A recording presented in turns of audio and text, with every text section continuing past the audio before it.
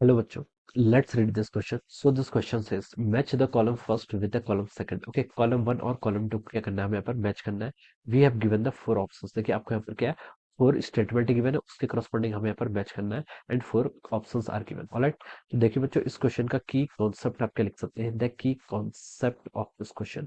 इस क्वेश्चन में देखिए हमें क्या बताना है, कॉलम्स को मैच करना है और हमें कैपेसिटी बतानी है. क्या बतानी है आपकी capacity. Okay, capacity of a parallel plate capacitor. Okay, तो देखिए बच्चों कैपेसिटी से क्या मतलब है, कैपेसिटी का मतलब होता है, देखिए कैपेसिटी ऑफ कैपेसिटर लिख लेते हैं. Okay, capacity of capacitor. Okay, capacity से देखिए मतलब होता है कि आपकी चार्ज स्टोर करने की जो कैपेसिटी, उसे हम क्या बोलते हैं, आपकी कैपेसिटी ऑफ ए कंडक्टर. क्या बोलते हैं आपका, capacity of a conductor. Okay, it is define as, ये किसके इक्वल होता है, आपका charge store per unit potential. Okay, कितने पोटेंशियल पर आपने, ठीक है, पर यूनिट पोटेंशियल पर आपका जितना चार्ज स्टोर होता है, this is define as the capacity of a capacitor. Okay, capacity of a capacitor बोलते हैं. ओके, तो चलिए अब हम इस क्वेश्चन को स्टार्ट करते हैं. क्वेश्चन ने हमसे बोला, देखिए देखिए जो आपका कैपेसिटेंस होता है, कैपेसिटेंस देखिए किस किस पैरामीटर पर डिपेंड करता है. देखिए अगर ये आपके पास कोई कैपेसिटर है, this is a capacitor. Capacitor capacitor होता है क्या, देखिए दो प्लेट्स हैं. ओके, प्लेट्स आपका एक पैरेलल प्लेट कैपेसिटर, कोई भी मेटल्स कंडक्टर है. Okay, if these are separated by certain distance. Okay, तो हम बता सकते हैं if these are separated by certain distance, D is the distance between them. Okay, हम यहाँ पर पैरेलल प्लेट कैपेसिटर की बात कर रहे हैं and A is the area of each plate. Okay,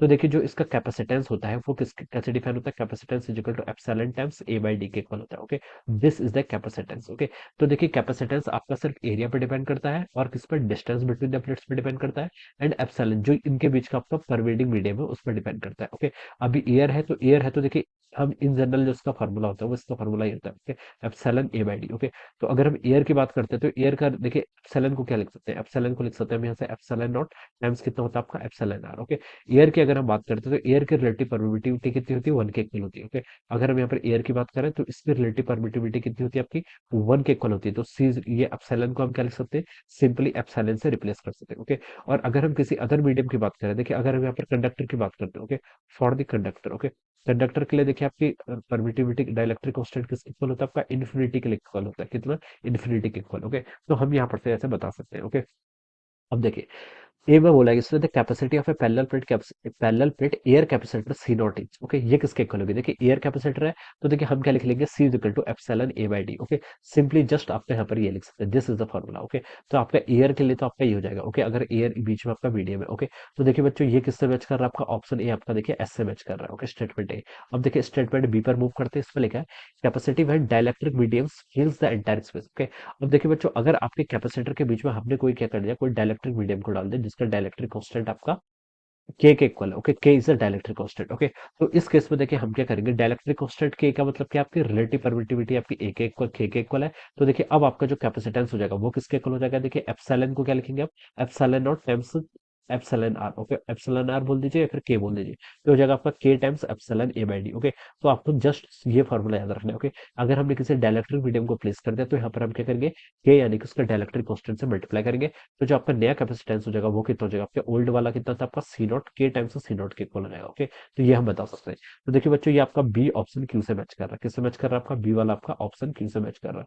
अब देखिए सी पर मूव करते हैं, सी पर क्या बोला है, capacity when dielectric of thickness T which is lesser than D fill the space. Okay, अब देखिए आपका ये क्या है, आपका दिस इज एरी, ये आपका capacitor. Okay, this is the capacitor. आपने यहाँ पर कोई डाइलेक्ट्रिक रख दिया. ओके, और डाइलेक्टर की थिकनेस देखिए, डाइलेक्टर की सिर्फ इतनी थिकनेस है मान लीजिए. Okay, this is any dielectric, ये आपका कोई डायलेक्ट्रिक है. ओके, ये आपने यहाँ पर कोई डायलेक्ट्रिक बनता है जिसका डायलेक्ट्रिक कांस्टेंट आपका के इक्वल है मान लीजिए, किसके इक्वल आपका के इक्वल क्या है, इसका डायलेक्ट्रिक कांस्टेंट. ओके, तो देखिए बच्चों ये टोटल डिस्टेंस कितनी थी, डी के इक्वल थी और डायलेक्ट्रिक की थिकनेस देखिए आपकी टी के इक्वल है. ओके, तो इस केस में देखिए जो आपका क्या होता है कैपेसिटेंस होता है उसे हम कैसे लिखते हैं, देखिए ये बहुत ही स्टैंडर्ड फॉर्मूला है, इसे हम लिखते हैं देखिए C equal to epsilon A. Okay, divided by T, D minus T, और आपका क्या हो जाता है उसे one minus one by K. Okay, this is the formula, ये क्या होता है, this is the formula of the capacitance whenever any dielectric medium is placed between the plates of the capacitor and whose thickness is t, जिसकी thickness की आपकी t है, d की आपकी टोटल डिस्टेंस है, t is the thickness. Okay, ये आप देखिए फाइंड आउट भी कर सकते हैं, आपका इलेक्ट्रिक फील्ड फाइंड आउट करना होगा बेसिकली. ओके, यहाँ पर पोलराइजेशन होता है इलेक्ट्रिक फील्ड, तो उससे आपका फॉर्मूला भी आप यहाँ से इसको डिराइव भी कर सकते हैं इस रिजल्ट को. राइट,